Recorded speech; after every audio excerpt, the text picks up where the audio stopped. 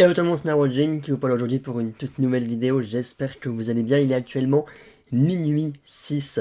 Ça y est, nous sommes arrivés dans la nuit de dimanche 12 à lundi 13 février. Et cette nuit, comme vous le savez sûrement, il y a le Super Bowl. Et ça y est, il est minuit. Le tout premier trailer vient d'être dévoilé. Il s'agit du film The Flash qu'on attend peut-être, oui ou non. Voilà, qui devrait, au niveau de l'ère de DC Studios, être important, voilà, pour la suite de DC, puisque c'est là où les cartes vont être remises en jeu pour l'univers de James Gunn, et donc la première vraie bande-annonce officielle vient de sortir à minuit. Écoutez, je vous propose de réagir tout de suite à ce trailer, et puis parlons-en juste après, c'est parti maintenant. Ok, c'est parti. On parle de temporalités différentes.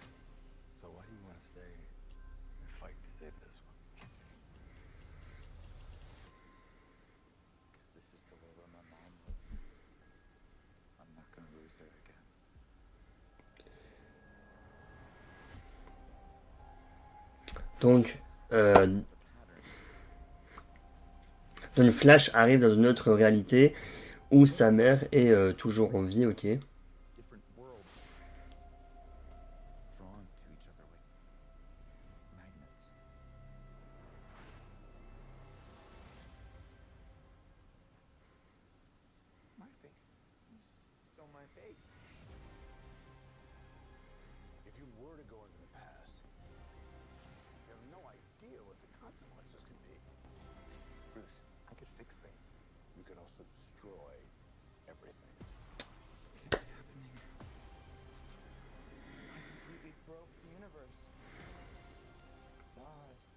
Ah, ça a l'air très stylé. Le costume est cool. Oh là là. La Batcave.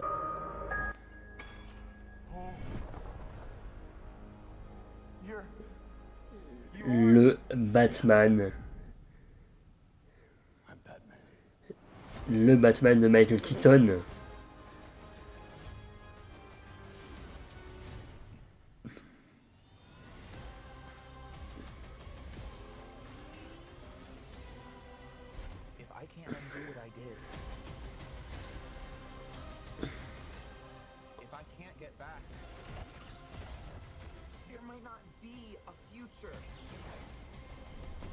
Il y a trop d'éléments, il y a trop de choses.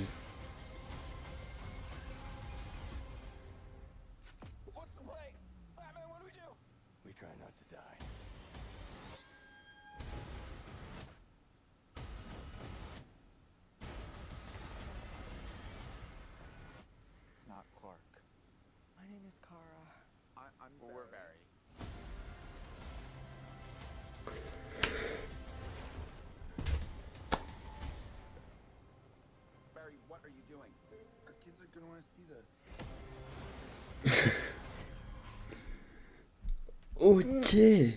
Une grande bande-annonce de 2 minutes 50. Bon, désolé pour mes cheveux d'ailleurs, mais oui, bref, il est minuit, ok. Honnêtement, en fait, je m'attendais à rien au film, voilà, j'avais pas non plus tant de hype que ça. Et pour le coup, le trailer a l'air de rassurer. En tout cas, moi, je trouve que le film a l'air, en une bande-annonce, a l'air très cool. On a encore une fois ce multivers, décidément en ce moment, le multivers, on en parle beaucoup, mais un multivers qui a l'air vraiment d'être là, où donc Barry Allen se retrouve dans un univers où sa mère est encore vivante, et donc il veut rester, de ce que j'ai compris, dans cet univers. Mais voilà, finalement, après, voilà, forcément, si on arrive dans le passé, il peut y avoir des répercussions, machin.